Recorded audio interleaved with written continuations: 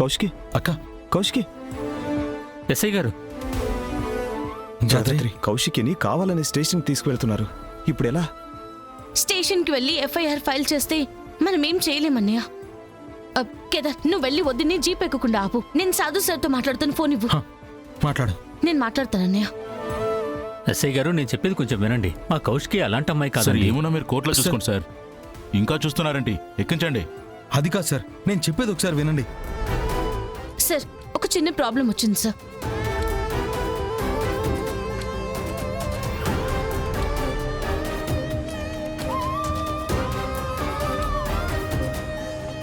వదిన ఏ తప్పు చేయలేదు సార్.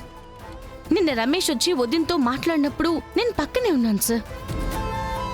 నాకెందుకో ఇదంతా దివ్యాంకనే చేయిస్తుంది అనిపిస్తుంది. ఓకే జేడి, నేను ఎస్ఐతో మాట్లాడతాను. Okay sir, thank you. పదండి అన్నయ్య. మీరేం మాట్లాడాలన్నా స్టేషన్కి వచ్చి మాట్లాడుకోండి. మీరు ఎక్కండి. కేదార్, సార్తో మాట్లాడావా? మాట్లాడాను సార్. ఇప్పుడే ఫోన్ చేసి మాట్లాడతానన్నారు. జై హింద్ సార్. ఏంటి ప్రతాప్, కౌశికి గారి ల్యాండ్లో ఏం జరుగుతుంది? ఎవరో అమ్మాయి బాడీ కౌశికి గారి ల్యాండ్లో దొరికితే కౌశికి గారిని అరెస్ట్ చేస్తున్నావా? కౌశికి గారి మర్డర్ చేశారని ఏం ఆధారాలు ఉన్నాయని ఆమెను అరెస్ట్ చేస్తున్నావు? ఆమె జుంకా అమ్మాయిని పాతి పెట్టిన గుంతలో దొరికింది సార్. అది ఆవిడిదే అని డిఎన్ఏ రిపోర్ట్ వచ్చిందా? లేదు కదా. మరి ఎలా ఆవిడని అరెస్ట్ చేస్తున్నావు? ముందే ఆవిడని వదిలిపెట్టి రమేష్ని తీసుకొచ్చి ఎంక్వైరీ చేయి. కానీ సార్, కౌశికి గారే చేశారని నాకు తెలుసు సార్. ఇప్పుడు ఆవిడ వదిలిపెడితే తప్పించుకోవడానికి ప్రయత్నిస్తారు. ఏయ్, నేను చెప్తుంది అర్థం కావడం లేదా? సాక్ష్యాలు లేకుండా అరెస్ట్ చేయడం కూడా నేరమే. కనీసం ఆ విషయం అన్నా తెలుసా నీకు? ఆవిడ్ని వదిలిపెట్టి నిజమైన హంతకుడు ఎవరో కనిపెట్టు. ప్రతి ఒక్కటి నాకు రిపోర్ట్ చేయాలి. సరే సార్. సాధు సార్ మిమ్మల్ని వదిలిపెట్టమని చెప్పారు.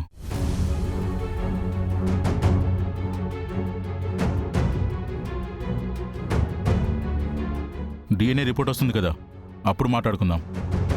కౌశికి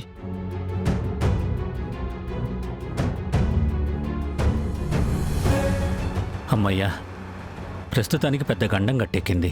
అయినా సాధు గారికి నన్ను అరెస్ట్ చేస్తున్నారని ఎలా తెలుసు? నేనే ఫోన్ చేసి జరిగినంత చెప్పాను వదినా.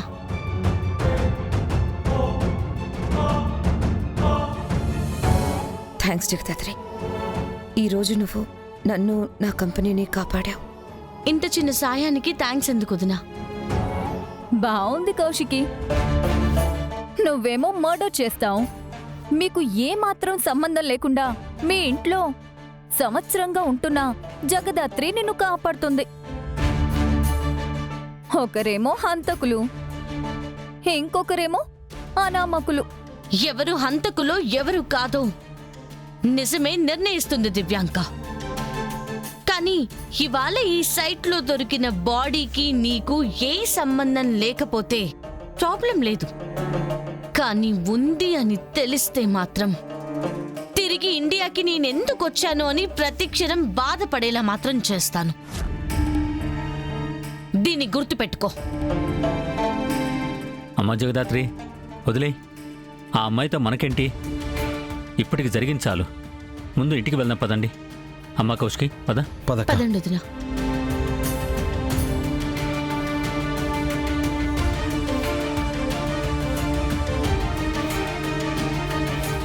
ఏంటి దివ్యాంక ఇది? ఏం పర్లేదు నిష్కా. కౌశికి బయటకొచ్చేస్తుందని ముందే అనుకున్నాం కదా. కరెక్టే. మరి జైలుకు కూడా వెళ్లకుండా ఉంటుందని అనుకోలేదు కదా. అయినా ఏం పర్లేదు. నువ్వు నేను చెప్పిన పని పూర్తి చేయి చాలు. కౌశికిని మనం జైలుకి పంపించొచ్చు. సరే, వస్తాను.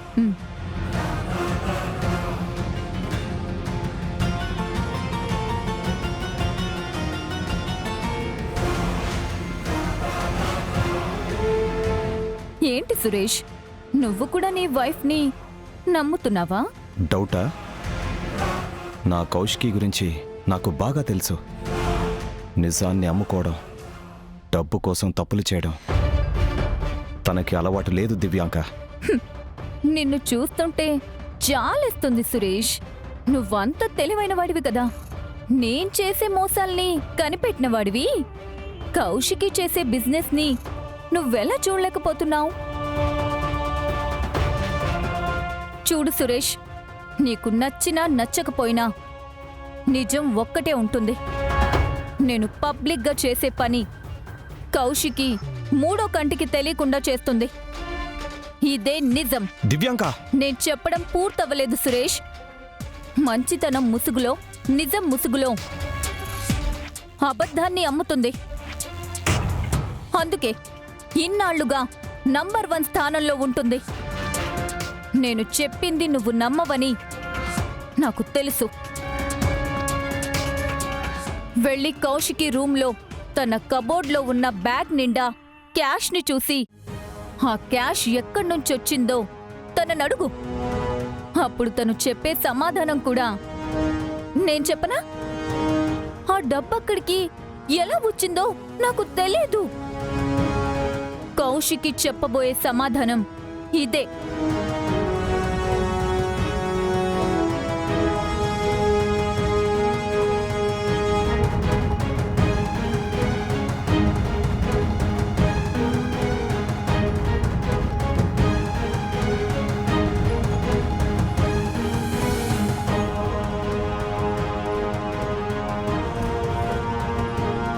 Okay Ramya, keep me updated. Okay. Post mortem గురించి ఏదైనా అప్డేట్ వచ్చిందా దాత్రి? లేదు కేదార్, ఇప్పుడే హాస్పిటల్కి తీసుకుని వెళ్ళారంట. రేపు పోస్ట్ మార్టం చేస్తామన్నారు. రిపోర్ట్స్ రాగానే ఇన్వెస్టిగేషన్ స్టార్ట్ చేయొచ్చు. ఆ ఇన్స్పెక్టర్ని దివ్యాంక కొనేసినట్టుంది దాత్రి. ఎలా అయినా అక్కని కేసులో ఇరికించాలని చూస్తున్నాడు. అవును కేదార్, ఆ ఇన్స్పెక్టర్ సాక్ష్యాల్ని తారుమారు చేసి కేసులో వదిన్ని అరెస్ట్ చేసే లోపు మనం అసలు ఏం జరిగిందో, అసలు సుజాత బాడీ సైట్లోకి ఎలా వచ్చిందో మనం కనిపెట్టాలి. దివ్యాంక్ వచ్చిన ప్రతిసారి వదిన్ని ప్రాబ్లమ్స్లోనే పడేస్తుంది కేదార్. పాపం దాత్రి అక్క. దివ్యాంక వల్ల అక్క ఇప్పటికే లైఫ్లో చాలా కోల్పోయింది. ఇక ఒక్కరోజు సంతోషం కూడా కోల్పోకూడదు. కోల్పోనివ్వను. మంచితనం ముసుగులో, నిజం ముసుగులో అబద్ధాన్ని అమ్ముతుంది. దివ్యాంక ఎందుకు కౌశికి న్యూస్ అమ్ముకుని అందరినీ మోసం చేస్తుందని చెప్తుంది? దివ్యాంకకి కౌశికి మీద కోపం ఉంది, కానీ ఒక జర్నలిస్టుగా కౌశికిని ఎప్పుడు తప్పు పట్టలేదు, తప్పు చేసిందని అనలేదు. నేను పబ్లిక్గా చేసే పని కౌశికి మూడో కంటికి తెలియకుండా చేస్తుంది. మరి రమేష్ విషయంలోనే అంత గట్టిగా ఎలా చెప్పగలిగింది? తన దగ్గర ఏ ఆధారాలు ఉన్నాయని చెప్పింది? వెళ్ళి కౌశికి రూంలో తన కబోర్డ్లో ఉన్న బ్యాగ్ నిండా క్యాష్ని చూసి ఆ క్యాష్ ఎక్కడి నుంచొచ్చిందో తననడుగు. ఆ డబ్బులున్న బ్యాగ్ నిజంగా కౌశికి రూమ్లో ఉందా?